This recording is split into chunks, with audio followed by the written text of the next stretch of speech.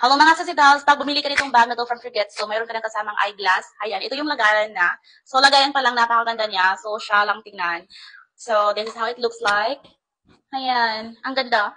Diba? So, yes, aside from this one, so, meron din siyang kasamang tote bag. Ito, pag hindi mo siya ginagamit, pwede mo siyang ilagay dito para hindi siya madumihan at hindi siya maalikabukan. Ganun. At saka, meron din siyang paper bag na kasama. Ayan. So, kung ipapamigay mo to pang regalo sa loved ones mo, so meron ka ng lagayan. So, this is how it looks like mga sisibelt. Ang ganda niya. Recommended talaga itong bag na to. Ang daming nag-check out na nito. Ang daming sold items ng bag na to. So, pwede siyang pagano'n lang pa-cross shoulder bag ang atake. Pagano'n lang. Adjustable itong ating strap dito. Sisibelt, adjustable siya.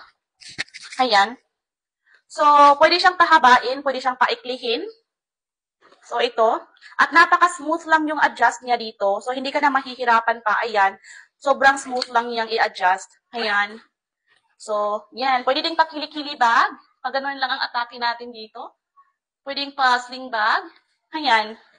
At saka, detachable din tong strap natin dito. So, anytime pwede mo siyang tanggalin. At anytime pwede mo siyang ikabit. So, ito yung mga compartments niya. So, meron tayong dalawang zipper dito. Yung zipper niya, napaka-smooth lang. Ayan. Hindi ka na mahihirapan itong buksan or isarado. Leather type itong bag na to.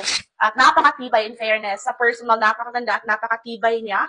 So, for sure talagang magtatagal to sa'yo kaysa sa relasyon nyo. Charis. Ayan. Yung strap niya din napakatibay. So, buksan natin sa loob. So, ito yung main compartment niya. Napakalaki yung space niya sa Sidas. Kung marami kayong mga gamit na dala, magkasya talaga dito. So, meron tayong perfume, dalawang short wallet dyan, dalawang charger, magkasya pa itong face powder natin, lip tints, tsaka cellphone, ganun. Ayan. Yan yung first compartment, yung main compartment. Ito yung pangalawang compartment niya. So, pwede mo siyang lagyan dito ng kung anik-anik yan. Malaki din yung space dito, sis. Ayan. So, yes, ilalagay ko to sa yellow basket ko below. You might wanna check it out and get yours now.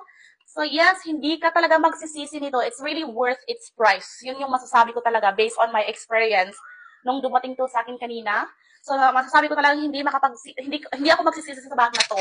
Yes, a bit pricey, but worth it. Bye!